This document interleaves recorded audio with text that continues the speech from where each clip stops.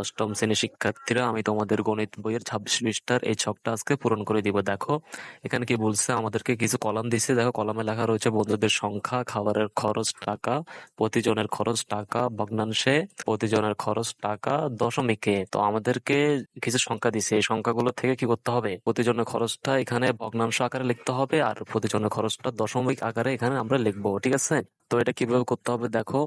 দেখো এখানে বন্ধুদের সংখ্যা দিছে 2 জন, খাবার খরচ দিছে 20 টাকা। তো প্রতিজনের খরচের জন্য কি করতে হবে স্যার, এই 20 কে 2 দিয়ে ভাগ দিতে হবে। 20 কে 2 দিয়ে ভাগ দিতে হবে, এভাবে এভাবে করে লিখতে হবে 20/2। ঠিক আছে, আর 20 কে 2 দিয়ে ভাগ দিলে কত আসবে স্যার, 10 আসবে। আমরা এখানে লিখে দেবো 10।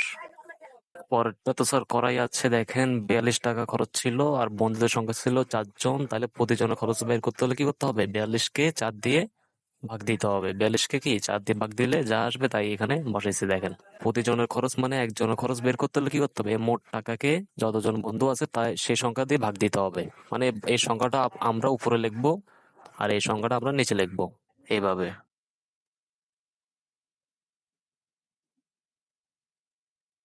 তারপরে এটাও সেম ভাবে এই মোট টাকাটা উপরে হবে, বন্ধুদের সংখ্যাটা নিচে হবে, অর্থাৎ এভাবে 54 উপরে হবে আর 5টা নিচে হবে। 54/5। তারপরে খাবার খরচের টাকা দেওয়া হচ্ছে 32, বন্ধুদের সংখ্যা দেওয়া রয়েছে 3, তাহলে আমরা লিখবো 32/3। উপরে লিখবো 32, নিচে লিখবো 3। ঠিক আছে, তারপর এখানেও তারপরের সংখ্যা কি 42 টাকা খাবারের খরচ দেওয়া রয়েছে, বন্ধুদের সংখ্যা দেওয়া রয়েছে 3, তাহলে হবে কত, 42/3। 42/3। তো এটা কত হবে স্যার, আপনারা পারবেন এটা, 55/6 হবে। 55/6।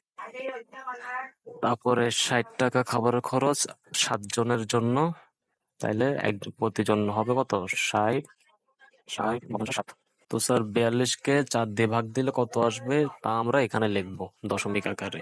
তো এটার জন্য আমাদের ক্যালকুলেটরের প্রয়োজন হবে। তাহলে স্যার 42/4, তাহলে আমরা লিখবো 42/4। তাহলে কত আসতেছে স্যার, 10.5। তাহলে আমরা এখানে লিখবো এ ঘরে 10.5। 10.5 লিখবো। তারপরে স্যার 41/4, এটাকে ভাগ দিতে হবে, তাহলে আমরা এখানে ক্যালকুলেটর ভাগ দিব। 41 ভাগ চিহ্ন 4, তাহলে কত আসবে স্যার, 10.25। আমরা এখানে লিখে দিব 10.25। তারপরটা তো স্যার করাই আছে, তারপরটা করা আছে, আমরা এটা করব। 42/3, 42/3 দিলে কত আসবে, আমরা ক্যালকুলেটর নিচ্ছি। 42/3, তাহলে আসবে 14। তারপর আছে কত স্যার, 55/6। 55কে 6 দিয়ে ভাগ দিলে কত আসবে, আমরা এখানে লিখবো। এখন এখানে ক্যালকুলেটরটা নিচ্ছি। 55/6, তাহলে আস্তে আস্তে স্যার 9.1666, লাস্টে দেখা যাচ্ছে 7 আছে। তো আমরা এটাকে কি লিখবো, আমরা লিখবো যে 9.16667। 9.16667। আমরা 6 কেন লিখি নাই, কারণ শেষের সংখ্যা 7 যেহেতু করে দিছে ওরা ক্যালকুলেটর, আমরা তাই 607 লিখবো। 6 লিখে ডট ডট দিব না, ঠিক আছে।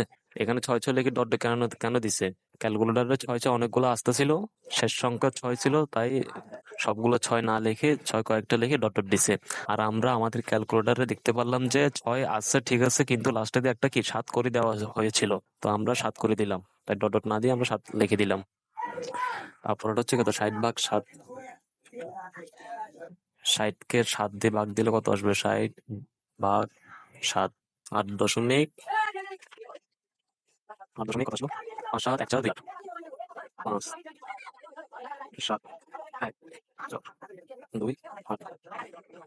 8.57142। এটা হচ্ছে উত্তর। আশা করি শিক্ষার্থীরা তোমরা এই ছকটা পূরণ করতে পেরেছো। পরবর্তী ভিডিও ক্লাসে আমরা অন্য একটি ছক নিয়ে হাজির হব। আজকে এই পর্যন্ত, তোমরা ভালো থাকবা, সুস্থ থাকবা। আল্লাহ হাফেজ।